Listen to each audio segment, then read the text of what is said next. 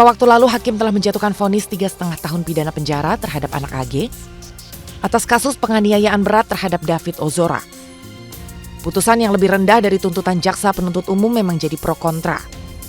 Ada anggapan bahwa apa yang terjadi terhadap anak korban yang mengalami kerusakan berat pada otak tidak seharusnya membuat anak AG mendapat keringanan vonis.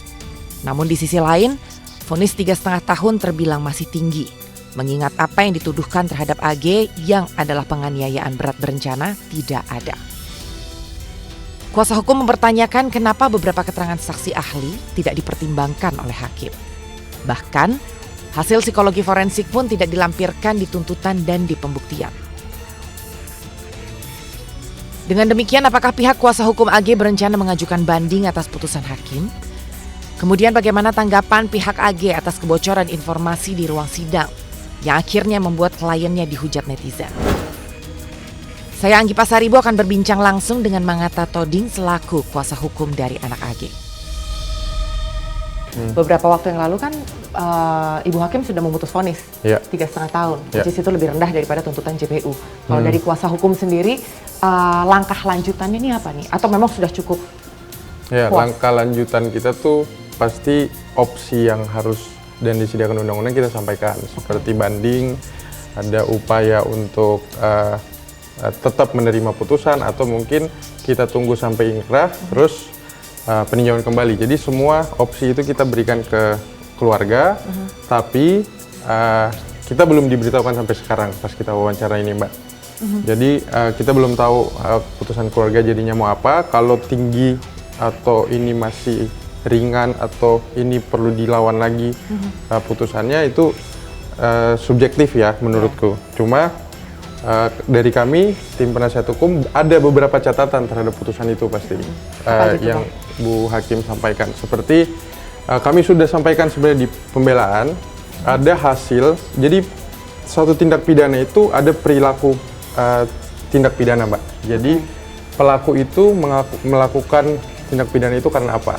Nah, assessment-nya tuh jelas. Ada hasil PK Bapas kemarin berdasarkan undang-undang, ada hasil pemeriksaan psikologi forensik, itu yang nggak dilampirkan kemarin. Jadi kesimpulan-kesimpulan atas tindakan yang dilakukan anak AG ini hanya berdasarkan asumsi menurut kami. Hasil psikologi forensiknya tidak jelas, tidak dilampirkan di tuntutan, di pembuktian dan lain-lain. Makanya kita tuh pengen sebenarnya kenapa ini tidak dilampirkan. Kita bertanya-tanya sampai akhirnya kok ada narasi-narasi yang udah beredar sekarang nih, Mbak, bahwa dia ternyata bohong dan lain-lain. Dasarnya nggak ada penelitian yang bilang itu, Mbak. Bahkan di PK Bapas itu bilang kalau sambil duduk kali, Mbak. PK Bapas itu bilang hasil penelitian terhadap profil anak ini dia di bawah relasi romantisme dari Mario Dendi. Sebagai korban dari romantisme dari Mario Dendi. Ini mirip sama relasi kuasa. Terus anak AG ini tidak punya niat untuk melakukan tindak pidana ini. Dia tidak merencanakan dan lain-lain. Itu semua diuraikan di dalam penelitian masyarakat PK Bapas. Jadi kami menyayangkan memang narasi yang keluar tidak sesuai dengan hasil penelitian yang sudah dilakukan cukup waktunya. Padahal sidang kami kan ini hanya sebentar banget, Mbak.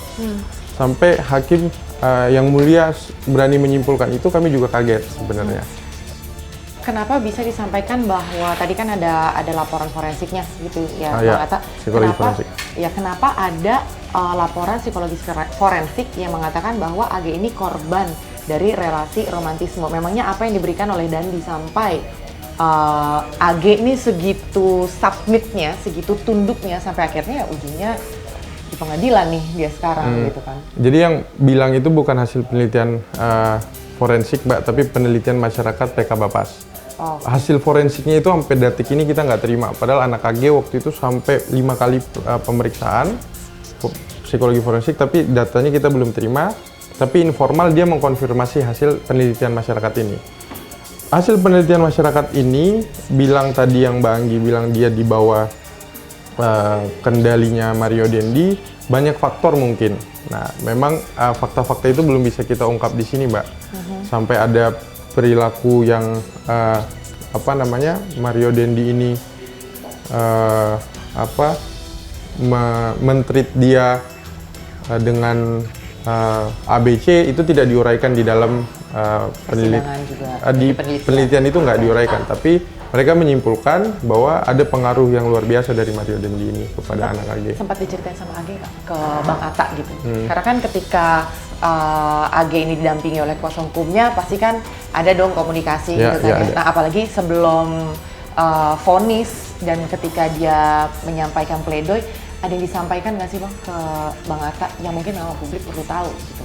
Soal apa nih Mbak? Soal posisinya dia, karena sekarang ini kan publik itu, ya tadi Bang Atta udah sempat sebut ya, ini tuh kayak ada versi kecilnya Sambo PC, padahal sebenarnya berulang kali itu kita kalau dengar ini tuh berbeda gitu kan ya.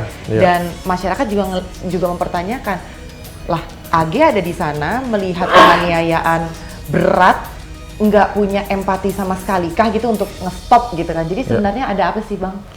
Jadi penyesalan yang paling dia sampaikan kemarin di pledoi adalah dia tidak melerai gitu. Makanya di ahli yang kami ajukan, psikolog forensik ini, yaitu Mas Reza Indragiri, yang kita tahu dia sangat objektif orangnya, dia sampaikan tindakan untuk tidak melakukan peleraian atau merespons sesuatu peristiwa itu ada banyak faktor yang menentukan. Ada 5 bahkan tingkatan untuk menolong. Jadi Mas Reza waktu memberikan keterangan sebagai ahli juga kami lihat tidak diambil oleh majelis hakim untuk mempertimbangkan kasus ini. Ditambah tadi Mbak, saya akan mengulang-ulang ini terus sih. Hasil penelitian psikologi forensik itu tidak diterima dan dihadirkan di persidangan sampai detik ini. Padahal itu yang menentukan perilakunya anak ini, benar dia punya niat untuk menganiaya apa tidak, karena sudah disampaikan di persidangan kalau di putusan juga kemarin chatnya itu memang atas suruhan dari Mario Dendi dan lain-lain.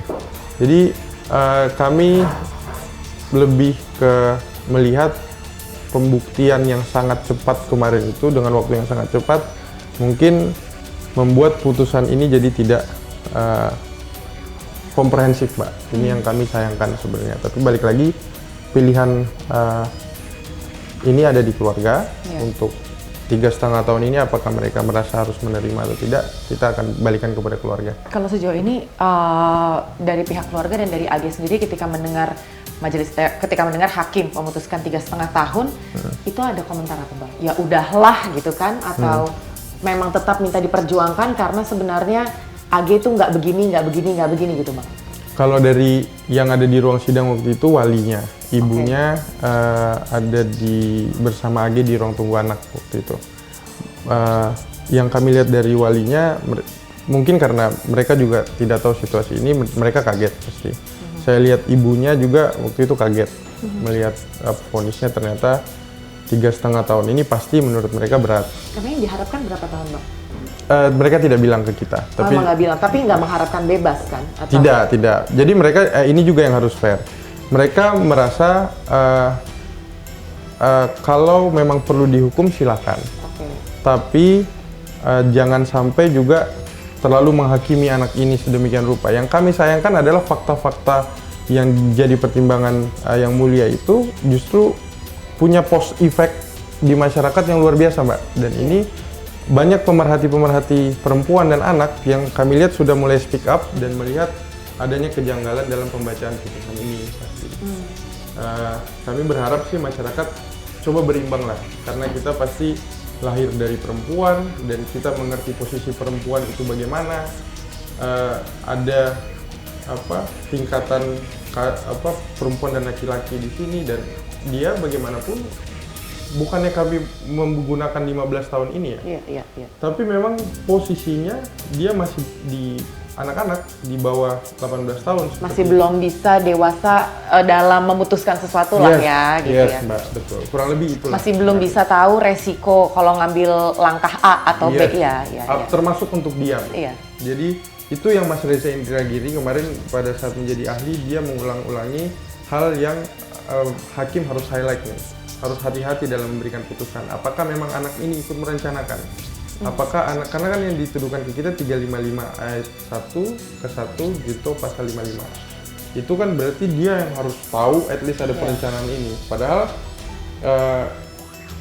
sebenarnya kalau kita eksaminasi, tapi kami belum selesai eksaminasi putusannya, kita lihat sebenarnya ada keraguan-raguan antara anak AG ini membiarkan, karena itu kenanya 76C seharusnya di Undang-Undang Perlindungan Anak, bukan merencanakan. Tapi kami lihat karena tidak ada hasil psikologi forensik ini, inilah yang bebas dinarasikan sedemikian rupa sehingga dilihat anak ini ikut merencanakan gitu. Itu yang kami sayangkan sebenarnya, Mbak. Dan kami baru ngomong di sini nih untuk pandangan ini. Kalau dari AG sendiri sempat menyampaikan itu nggak, Bang Atta? iya. Kenapa dia menyesali itu? Karena mungkin kan kita nggak tahu, kayak tadi kan Bang Atta bilang 15 tahun belum terlalu paham banyak hal ya gitu kan. Rasa takut apa sih yang akhirnya membuat dia jadi diam gitu kan sampai sekarang ini kan gitu. Nah itu pernah disampaikan ke Bang Atta nggak? Iya, jadi waktu reaksi, tadi saya lupa jawab pertanyaan Mbak Anggi, reaksi dia waktu dengar putusan ini, terutama itu Mbak Anggi mungkin tahu kalau dia diam yang kosong gitu loh, Mbak, yang nggak tahu harus mau ngapain, nggak tahu mau nangis, nggak tahu mau senyum, dia nggak respon apa-apa ke kita waktu kita berkunjung ke LPKS. Dan kita tanya waktu itu ke pihak keluarga, bagaimana, udah ada tanggapan nggak, kira-kira langkahnya gimana. Terus terakhir kita tanya ke AG, Dedek, kita manggilnya Dedek, gimana nih Dek? Aku bingung Bang gitu, hanya ngomong itu aja terakhir. Dia habis itu dia hanya diam, kita nunggu tuh sampai hening, mungkin hampir 10 menit kita hening, diam. Akhirnya pihak keluarga bilang ke penjaga yang di LPKS untuk dia dibawa ke kamar dulu untuk menenangkan diri. Nah sampai detik itu, setelah itu kami belum ketemu lagi. Ya karena memang sebenarnya nggak perlu juga terlalu Dipaksakan. dipaksa, karena kan psikologisnya dia juga harus dijaga kan gitu. Umurnya juga masih segitu. Bang Atta, ini sih mungkin agak sedikit personal mungkin ya gitu, tapi ketika memang bocor begitu yang di ruang sidang, dan saya rasa teman-teman media juga udah mendengarkan itu kan, ini terkait dengan hubungan yang sempat disampaikan pernah ada hubungan badan begitu dengan dua orang ini gitu kan, anak korban dan juga dengan Dandi. Nah itu sebenarnya kebenarannya gimana tuh, Bang? Iya, untuk itu balik lagi kami melihat pada saat pembacaan putusan memang hakim harus bersikap ya, kita mengerti. Jadi dia bisa memilih fakta yang mana menurut dia benar. Itu di undang-undang, di teori hukum kita itu petunjuk buat dia. Tapi kami sangat sayangkan petunjuk itu harusnya bisa dilihat dari dua sisi benarnya, Mbak. Bahwa anak ini dibilang yang di-highlight kan yang mohon maaf yang 5 kali dan lain-lain itu kami lihat harus dibuktikan oleh asesmen yang tepat baru menyimpulkan itu, Mbak, yaitu penelitian psikologi forensik. Secara informal kami mengkomunikasikan ini dengan pihak psikolog forensik yang memeriksa anak AG. Informal, Mbak, ya. Saya telepon, saya nggak bisa bilang namanya beliau. Dia sampaikan bahwa hasil yang mereka simpulkan sama dengan PK Bapas, sama dengan pekerja sosial yang meneliti anak ini, bahwa memang tindakan itu dilakukan karena ada relasi kuasa, relasi romantisme kalau di teori psikologi itu dari Mario Dandi. Jadi seakan-akan anak AG ini yang mengumbar dan lain-lain, itu juga kami sangat menyayangkan ketika itu disimpulkan begitu. Secara hukum izinkan saya komentar sedikit, Mbak, terkait kejadian ini. Sebenarnya di Peraturan Mahkamah Agung nomor 7 tahun 2013 kalau nggak salah, itu sudah diatur bahwa pada saat persidangan harusnya, ini belum bahas pasal 19 Undang-Undang Perlindungan Anak ya, dua aturan itu menjaga martabat seorang anak dan perempuan.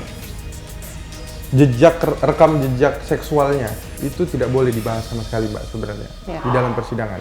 Apalagi ini bocor di ini. Nah itu yang kami sangat sayangkan. Mungkin waktu itu Bu Hakim yang mulia tidak tahu ini direkam, kami nggak tahu.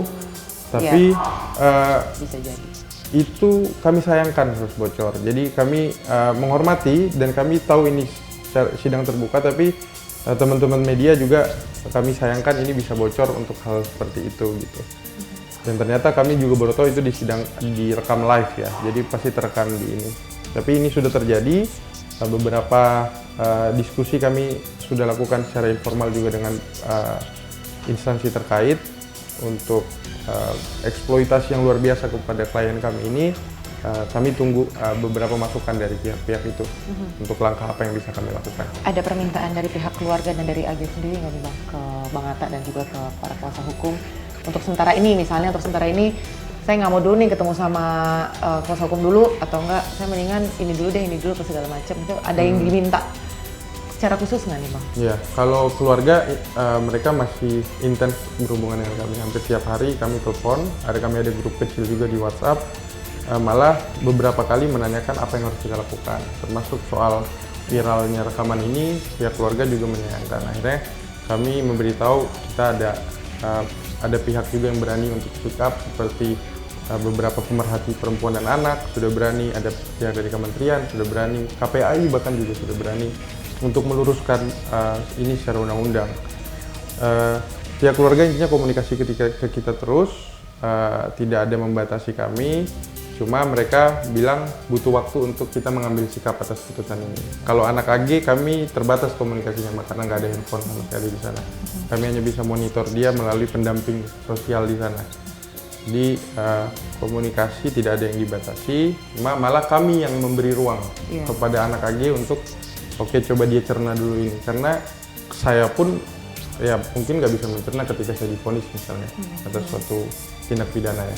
Iya, apalagi kan kalau diingat balik lagi umurnya masih sangat Iya, belia, ini nggak gampang ya. Kita mungkin orang dewasa juga pasti butuh waktu juga sih ya Bang. Vonis terhadap AG tentu menentukan bagaimana persidangan Mario Dandi ke depan.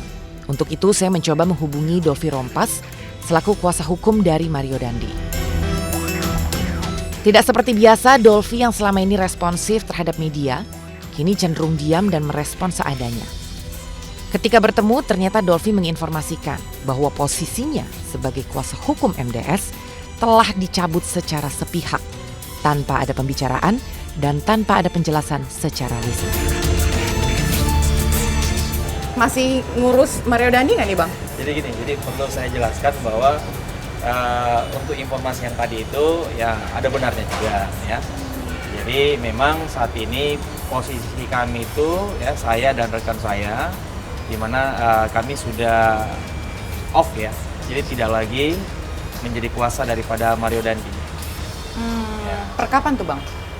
Surat yang kami terima itu tanggal 10 kemarin, 10 April. Tanggal 10 April, per Ya, 10 April. 2023. Namun kalau kita baca dari suratnya itu udah ditandatangani dari tanggal 3 April. Oke. Tapi itu memang udah dikasih tahu ke Bang Dolvi? Udah, jadi pada waktu dikirim surat memang sempat ada sudah diinformasikan dari pihak keluarga ya. Oh, dari pihak keluarga. Iya. Jadi pada waktu mau ke Polda dan Bang Dolvi ketemu ya, atau dapat informasi katanya ada pengacara yang lain tapi belum itu sempat. kalau yang untuk informasi yang ada pengacara datang itu sebelum disampaikan bahwa kami sudah dicabut ya. Oh. Ya, jadi pada waktu itu kalau tidak salah 1 hari setelah kami mengikuti persidangan yang terkait dengan kesaksian daripada MDS ya. Oh, berarti sebenarnya belum ada informasi saat itu akan dicabut sebagai kuasa hukum. Ya, kami belum mendapat informasi resmi ya. Dan informasi jadi itu belum mendapatkan pemberitahuan secara resmi. Oke, berarti pemberitahuan secara resmi itu baru tanggal 10 Tanggal April. 10 ya, tanggal 10 kemarin. Masih baru dong ya? Baru banget. Berarti kalau kayak gitu sekarang saya nggak bisa dong nanya-nanya soal Mario Dandi sama, atau masih boleh berbicara? Saya rasa sih kalau untuk secara etik memang terkait itu per 10 April itu kami memang sudah tidak artinya tidak layak lagi ya untuk menyampaikan terkait dengan masalah MDS ya. Oh, pantes, karena beberapa hari ini agak susah nih teman-teman nyari Bang Dolvi, karena kita kan juga nggak tahu kalau ternyata Bang Dolvi udah dicabut sebagai kuasa hukum dari Mario Dandi. Nah, untuk Bang Dolvi sendiri dengan teman-teman yang lain begitu mendapatkan surat bahwa tidak lagi menjadi kuasa hukum Mario Dandi, itu gimana tuh Bang? Maksudnya apakah memang ada hal-hal yang tidak bisa diperjuangkan kah, atau sempat ada omongan ini kayaknya nggak tepat kalau begini begitu? Nah itu memang sampai hari ini kan kami juga belum mendapatkan penjelasan secara detail ya kenapa dilakukan pencabutan terhadap kuasa kami ya. Namun kami sangat memahami ya kalau berbicara pencabutan kuasa itu kan memang ya sah-sah saja ya. Kalau memang klien ingin mencabut kuasanya dan tidak ingin meneruskan lagi, itu ya sebenarnya hal yang biasa ya terjadi di dunia advokat ya. Namun sampai hari ini memang kami belum mendapatkan penjelasan secara detail, secara jelas kenapa kami dicabut. Nah, perlu kami sampaikan juga, perlu kami luruskan bahwa kalau menurut kami ya, menurut kami, saya dan rekan saya, ya kebetulan rekan saya itu namanya Basri ya, itu selama kami dari awal diberikan kepercayaan atau diberikan kuasa untuk mendampingi MDS, itu kami sudah melakukan tugas kami, kewajiban kami sebagai kuasa dengan benar ya, dengan baik, di mana kami melakukan pendampingan. Jadi tidak ada satupun pemeriksaan yang tidak kami dampingi, selalu kami dampingi. Bahkan proses pendampingan itu ya dari waktunya itu cukup panjang, kadang ada yang sampai malam juga gitu. Dan sampai terakhir ya kami kan masih tetap mengikuti proses waktu persidangan MDS memberikan kesaksian terkait dengan persidangan anak AG ya. Ya.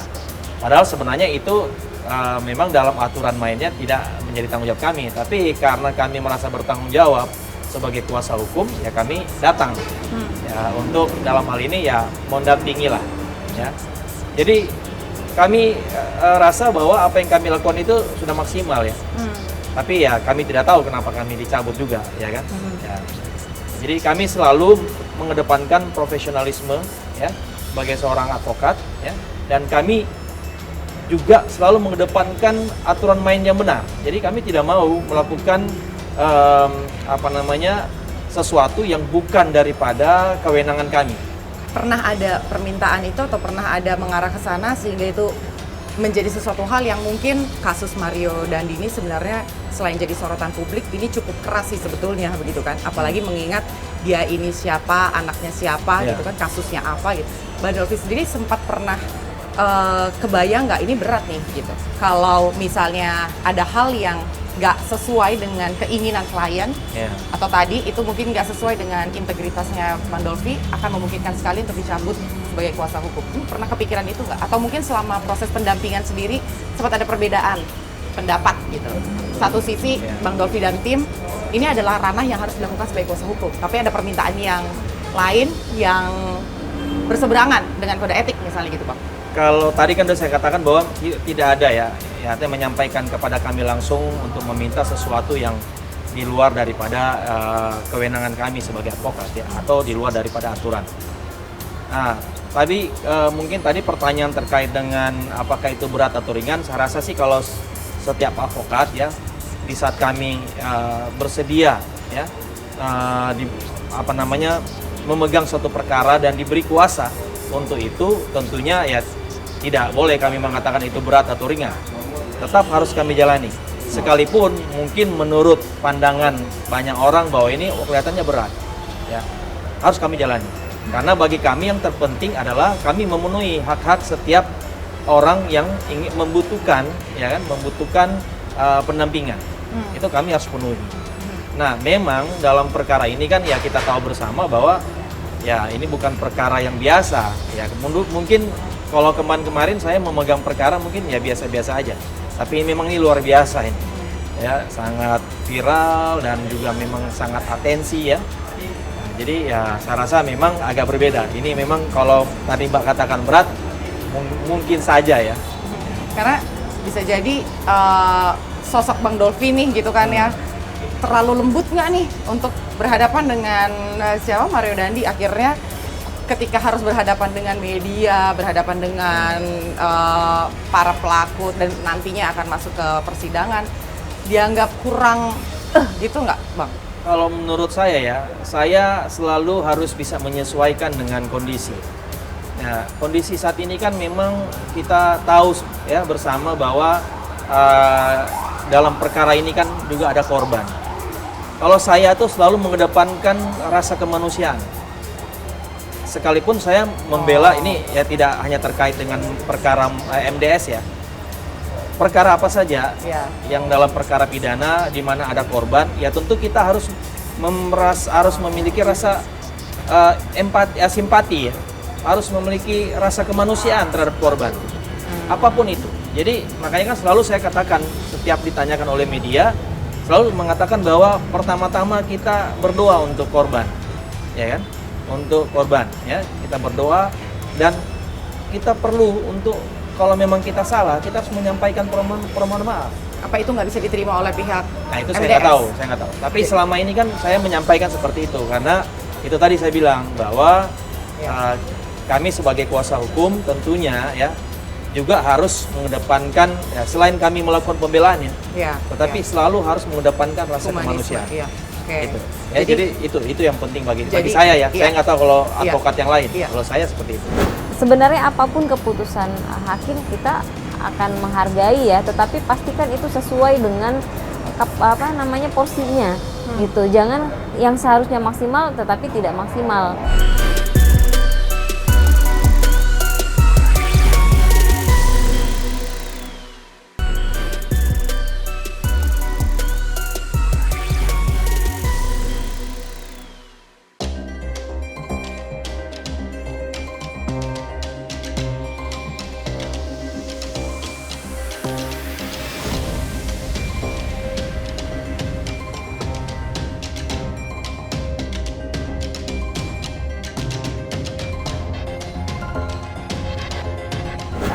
David sudah terapi yang seperti biasa kan setiap Ya, hari harus terapi okupasi, terapi fisioterapi. fisioterapi, dan kayaknya sekarang udah jauh lebih baik kan responnya di Ya, ketawa. benar. Kemarin juga udah bisa jalan tanpa walker, kan tadi pakai walker itu ya.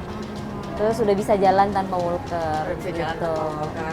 Selain kesehatan David membaik, proses hukum juga kalau kita lihat kan juga sudah mulai berjalan. Selesai satu-satu ya. Udah mulai selesai. Yang terkini itu kemarin anak AG vonisnya udah keluar 3,5 Sudah keluar tahun. 3,5 tahun. Kalau dari keluarga David cukup puas atau gimana? Dilihat dari pertimbangan majelis kan katanya sudah terpenuhi semua. Kalau sudah terpenuhi semua kok nggak maksimal. Kalau hakim bilang ini terkait karena usianya kan sudah ada potongan setengah nih. Iya. Mestinya kan 12 tahun karena dia anak maka dia jadi 6 tahun. Nah, tapi kenapa didiskon lagi? Berarti kan diskon satu-satunya hanya karena usia lagi. Karena dari pertimbangan unsur penganiayaan berat terencana turut serta itu sudah terpenuhi semuanya, Mbak.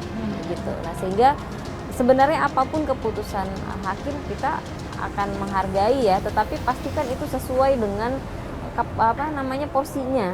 Gitu. Jangan yang seharusnya maksimal tetapi tidak maksimal. Nah, sehingga karena kita melihat secara pertimbangan hakim sudah maksimal, unsur-unsur terpenuhi, namun secara putusannya masih mencederai keadilan bagi anak korban yang sampai saat ini masih belum bisa dianggap jauh dari pulih gitu. Sehingga kemarin kita juga sudah sampaikan baik secara lisan maupun tertulis kepada jaksa penuntut umum untuk dilakukan yang namanya upaya banding. Dan beberapa waktu lalu juga saya sempat ketemu dengan kuasa hukumnya anak AG Ya. gitu. Kira-kira mereka akan banding atau enggak? Pikir-pikir ya. Ya, mereka juga masih pikir-pikir, tergantung nanti pihak keluarga akan seperti apa gitu. Kalau dari angkanya sih memang kan lebih ringan Ya. dari tuntutan Benar. jaksa gitu kan ya. Dan kalau dari keluarga David sendiri, ya tadi kan udah disampaikan ini kok masih lebih ringan ya. Dan upaya dari pihak keluarga David tuh kedepannya apa nih? Ya, kita kan terus berkomunikasi dengan jaksa penuntut umum terkait dengan bukti-bukti pada saat di pengadilan proses pemeriksaan saksi, kemudian ahli, kita juga terus menyampaikan masukan apa yang harus digali.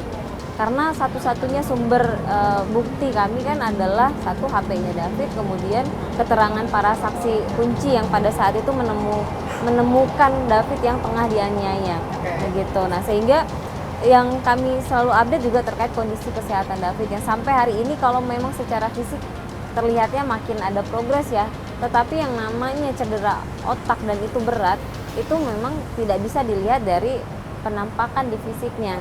Pada saat ini David mengalami yang namanya short term memory gitu. Artinya ketika Ini baru ketahuan. Iya, saya kemarin ada yang ngunjungin dia happy, dia ngobrol, ternyata hari ini kita tanya, Fit kemarin siapa aja yang datang? Joe aja Dia pikir bapaknya doang. Karena kan Jo diingatan setiap dia. hari selalu ada, Jo jadi setiap itu hari. selalu termemori di kepalanya. Iya benar. Jadi kita nggak ingin pelaku ini diberikan keringanan apapun, terutama yang dewasa apalagi ya, gitu. Sementara kalau yang anak memang ada sekat-sekat yang membatasi gerak para penegak hukum. Tetapi kita pikir sudah sesuai dengan prosedur. Nah kalau sesuai dengan prosedur 6 tahun ya kan harusnya dipastikan di prosedur itu aja, nggak usah di double diskon lagi.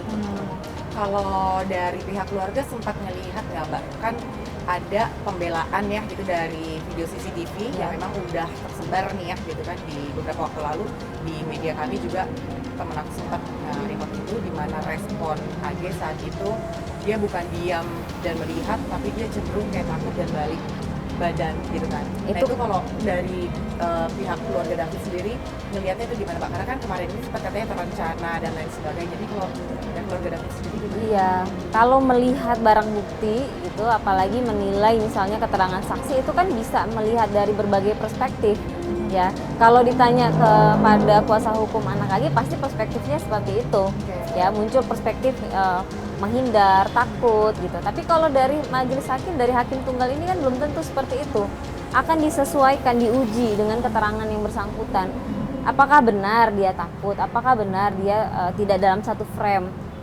Waktu itu seingat saya hakim tunggal ini juga sempat bertanya ketika dia menyalakan rokok. Nah itu kan juga di dalam perspektifnya kuasa hukum kan menyatakan bahwa itu gestur ketakutan. Orang kalau stres merokok misalnya begitu. Tetapi ketika diuji oleh majelis, oleh hakim tunggal, ternyata anak ini berpendapat bahwa itu biasa aja, itu kan masih ngobrol, belum dianiaya seperti gimana-gimana. Keluar kata-kata itu kan biasa aja. Nah itu yang saya pikir adalah proses menguji alat bukti. Nah dari situ nanti hakim baru bisa mengambil kesimpulan kira-kira sikap batin anak ini bagaimana, termasuk dengan yang di CCTV. Sehingga pada saat memberikan pertimbangan menurut hakim dia hanya melihat aja, tidak ada hakim menilai bahwa itu adalah bentuk takut. Nah, saya ingat juga yang hakim sampaikan bahwa mereka kan bukan lagi di tengah hutan yang tidak ketakutan itu bisa nyata. Dia akan berpikir kalau gua ngelawan lari kemana, ini tengah hutan gitu. Sementara itu adalah perumahan 20 meter doang ke rumahnya si saksi anak N gitu. Tetapi mereka tidak melakukan apa-apa bentuk menunjukkan bahwa mereka tidak sepakat di sana, mereka juga menunjukkan. Bagaimana dengan usia nih Mbak? Ini kan Ya. sebenarnya klarifikasi ini memang perlu diberikan oleh pihak AG, pihak David sendiri Ya. gitu kan ya Mbak ya. Dengan usia yang masih 15 tahun, belum bisa berpikir secara dewasa, jadi ada pernyataan ini sepertinya dikontrol nih anak ini, jadi masih belum tahu harus bersikap kayak gimana. Nah kalau kayak gitu gimana tuh Mbak? Saya pikir dalam merumuskan pembuat undang-undang, dalam merumuskan undang-undang sistem peradilan pidana anak sudah memikirkan bagaimana anak yang bisa diminta pertanggungjawaban, mana yang tidak bisa diminta pertanggungjawaban. Dari sisi usia, kalau di bawah 12 tahun tentu nggak bisa diminta pertanggungjawaban, dikembalikan ke orang tuanya. Tapi kalau dia sudah di atas 14 tahun, secara kapasitas mental dia sudah bisa diminta pertanggungjawabannya dia. Nah, dalam secara utuh, hakim pasti akan menilai bagaimana karakter anak AG ini. Ketika hakim melihat, oh karakter anak AG ini satu, dia perilakunya seperti apa, lingkungannya bagaimana, kemudian cara dia berkomunikasi, kan dia menyampaikan bahwa dia sengaja menutupi hubungannya dengan Mario kepada teman-teman atau kepada David karena apa? Karena jeda waktu antara dia pacaran sama MDS dengan dia putus sama anak korban itu kan sangat-sangat dekat. Jadi takut nanti gosipnya atau dia takut nanti dibilang yang enggak, kira-kira begitu. Nah, dari rangkaian utuh itu hakim melihat oh karakternya anaknya seperti ini, perilaku anaknya seperti ini. Layak enggak dia dimintakan pertanggungjawaban? Kalau layak ya sudah. Mengapa dilakukan penahanan di LPKA? Itu kan juga sudah berdasarkan rumusan pembuat undang-undang ya. Tentu akan sesuai dengan privilege dia sebagai anak. Lembaga permasyarakatannya khusus anak, kemudian nanti seperti apa dia di dalam pembinaan, seperti apa, lebih memang tidak untuk pembalasan dendam, tetapi untuk memperbaiki sikap dia di masa yang akan datang, rehabilitasi terkait masa depan dia. Buat kami adalah back on the rule aja. Kalau memang aturannya sudah bisa membuat dia bertanggung jawab atas apa perbuatannya, maka ya lakukan itu. Kalau memang ada aturan terkait dengan pidana itu adalah setengah terhadap anak, ya sudah, kita juga tidak ada masalah. Kan kita tidak pernah menuntut hukuman terkait anak AG ini 11 tahun, 12 tahun, kita nggak pernah menuntut itu juga. Dari awal, kuasa hukum anak AG menghimbau untuk hormati prosedur anak. Nah, saat ini saya rasa hakim sudah menghormati prosedur anak itu, tetapi buat kami malah kebablasan. Kan udah 6 tahun, harusnya jangan diskon lagi, kecuali ya dalam pada saat pertimbangan ada hal-hal dari unsur-unsur pasal penganiayaan berat terencana itu tidak terbukti. Gitu, itu oke, tapi kan ternyata sudah terbukti secara sempurna loh. Oke, berarti sebenarnya apapun bentuk pembenaran atau pledoi yang disampaikan oleh pihak anak AG ini, sebenarnya dari keluarganya David nih nggak apa-apa ada pledoi, tapi hukumannya ya jangan di courting lagi, sesuai dengan aturan aja gitu ya sebenarnya. Kita memang berharap besar kepada putusan hakim tadinya untuk bersifat ultra petita, tapi mengingat tuntutan kan kemarin di luar ekspektasi kita juga begitu. Walaupun dalam kesimpulan yang disampaikan oleh JPU juga sudah membuktikan bagaimana peranan besar si anak ini. Gitu. Yang kita jaga adalah apa, Mbak Anggi? Anak ini kan sidang pertama dari 32 pelaku yang lainnya. Kita tidak ingin ini mencederai atau ini merusak berkas atau bukti-bukti terkait ke depannya. Nah, itu yang kita pastikan, oh ternyata semuanya masuk kok dalam pertimbangan, artinya sudah terbukti secara sempurna. Hanya terkait usia gitu. Oke. Nah, kemarin di persidangan itu ada yang bocor tuh Mbak gitu kan. Apakah memang hakim nggak sadar kalau misalnya persidangan ini terbuka gitu kan ya, akhirnya keluar suatu statement, dan ini izinkan kami untuk nanya Mbak, ini terkait dengan hal yang sebenarnya personal sih gitu kan, urusan AG dengan David yang akhirnya membuat Mario nih marah gitu ya. Saya rasa Mbak Mel udah dengar lah itu apa gitu kan ya, soal adanya hubungan fisik dan lain sebagainya, itu tanggapannya gimana Mbak Mel? Jadi dalam proses pemeriksaan saksi hari kedua, saya ingat itu kita udah tahu, cuma kan kita memang komit bahwa ini prosedur anak sehingga kita tidak buka ya. Dan tidak pernah menjadi bahan pemikiran keluarga. Pertama, terkait dengan yang katanya ada hubungan antara anak AG dengan klien kami, anak korban David. Satu-satunya yang menerangkan itu hanya keterangan pelaku aja Mbak Anggi. Ini hanya keterangan anak AG dan keterangannya MDS. Nah, kemudian ada keterangan Sen yang menerangkan keterangan mereka berdua. Hanya mereka aja yang menerangkan ini. Ketika dipertanyakan kepada yang namanya Amanda, ya tidak ada tuh Amanda menyampaikan apapun bahwa itu benar. Bahkan Amanda bilang dia tidak ada membicarakan atau menyampaikan terkait tapi itu. Transkrip itu ada gitu. Mbak? Transkrip terkait di HP siapa? Di HP-nya Mario Dandi. Mungkin itu nanti akan dibongkar. Iya, di transkripnya Mario Dandi dengan Mario Dandi dengan Amanda. Amanda, betul, bahwa benar. ada kesaksian yang kesaksian yang palsu mungkin ya, atau salah kesaksian bohong atau apapun itu yang diberikan Amanda di persidangan dengan apa yang ada di digital forensik gitu. Nah, itu gimana? Nah, kami kan hanya melihat dari chat yang ada di HP anak korban dong. Betul. Nah, pasca kejadian tanggal 17 Januari tidak ada pembahasan tentang itu. Oke. Bahkan kita lihat komunikasinya anak AG kepada klien kami tetap baik-baik aja, justru intens dari dia gitu ya. Minta dikirimin obat lah, gosenin inilah, minta ya segala macam, itu kayak biasa aja, nggak ada pembahasan loh. Gitu. Sampai tanggal 30 sampai si anak korban ditelepon sama MDS dan anak korban tanya ke AG, ini cowok lu ngapain telepon gua? Nah, intinya anak AG bilang kalau dia marah-marah bilang aja ini salah gua, ini gua yang ini gua yang lu baik, gua salah. Intinya begitu. Itu ada chatnya itu. Nah, makanya kita, tapi gini deh, kalau terkait dengan urusan anak dengan anak, dari seluruh hukum atau undang-undang, ahli pun menyampaikan anak dengan anak itu sifatnya sama-sama korban ya. Terlebih apakah itu benar nggak, kita sampai detik ini nggak pernah melihat ada percakapan terkait itu. Satu hal yang kita pahami, ternyata si tersangka MDS ini karakternya hancur banget. MDS ini dan moralnya di mana? Iya. Karena apa? Ini anak loh dimakan juga.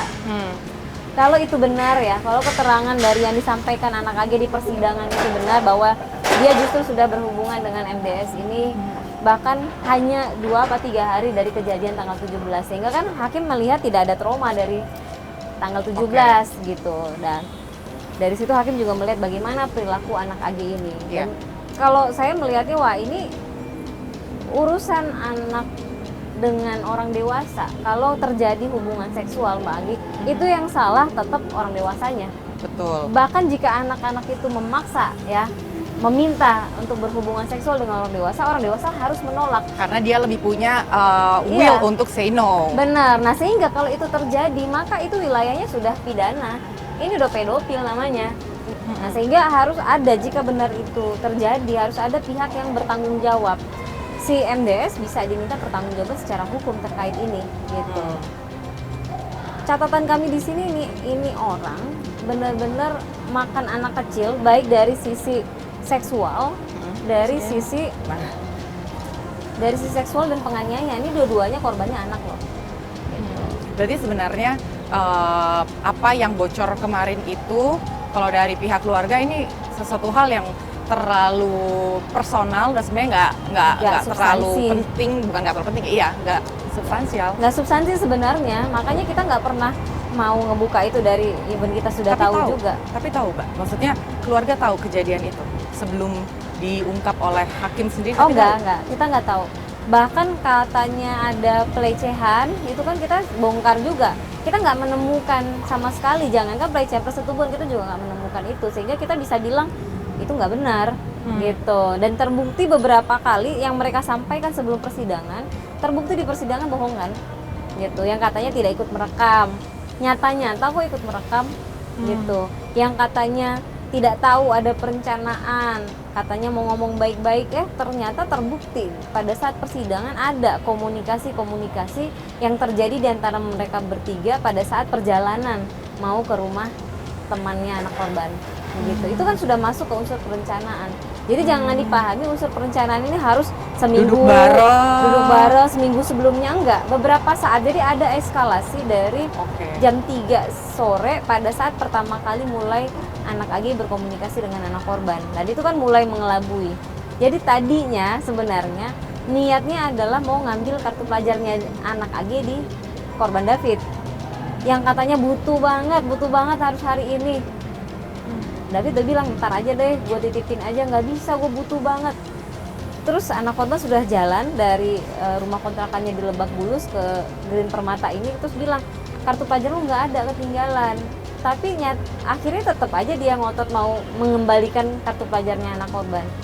Berarti dari setiap pernyataan, dari setiap barang bukti, itu dari handphone atau apapun itu, sebenarnya 3,5 tahun vonis ini memang nggak fair ya dari pihak keluarga David, karena tadi udah ada perencanaan, udah ada obrolan, udah ada arah untuk ke sana, mengelabui dengan berbagai macam cara, kartu pelajar lah atau lain sebagainya, yang seharusnya pada saat dalam perjalanan itu bisa dihentikan, atau enggak, iya berbagai cara lah, gojekin kan juga bisa. Iya gitu benar. kan. Jadi kita ingin didudukkan sesuai dengan porsinya lah.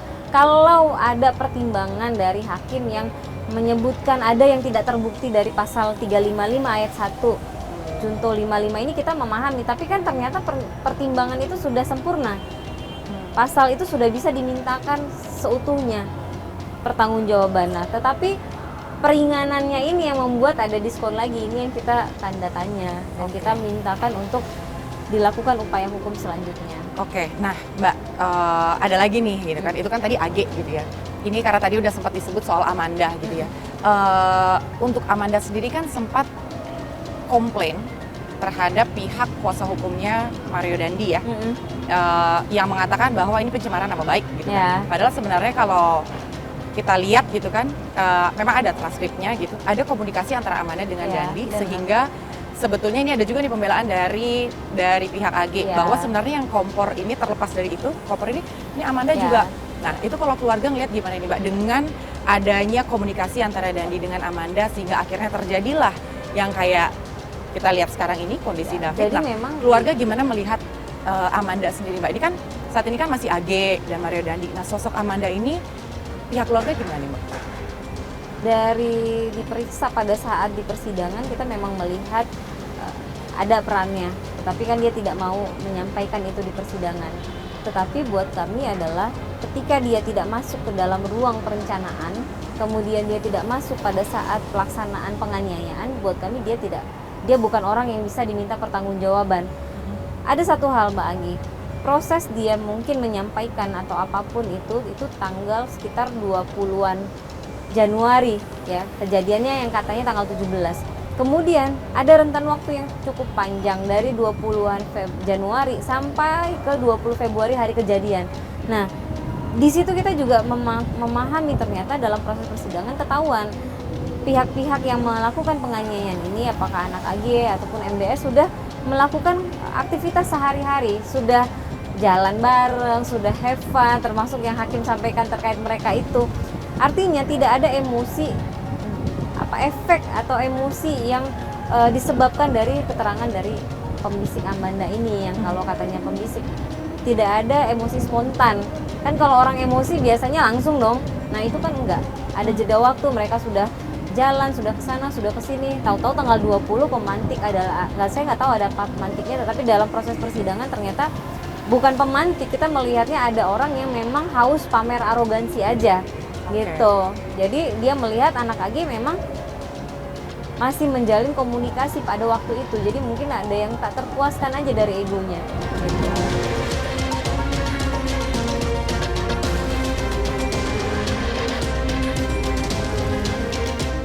Demikian tanggapan serta analisa dari kuasa hukum David Ozora, Melissa Anggraini, terkait dengan vonis anak AG serta berbagai bukti yang ditemukan sejauh ini di persidangan.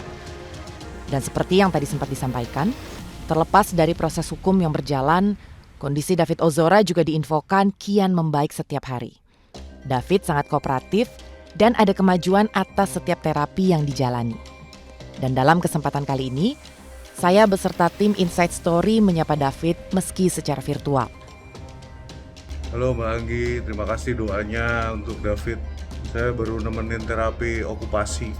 Dia baru belajar mewarnai. Gitu. Terima kasih ya doanya ya. Bang Jo, terima kasih banyak untuk Mengingat kondisi fisik David yang masih harus terus dijaga, sehingga sebaiknya tidak bertemu secara tatap muka agar tidak mengganggu proses terapi dan istirahatnya. Tetap semangat David, speed recovery ya.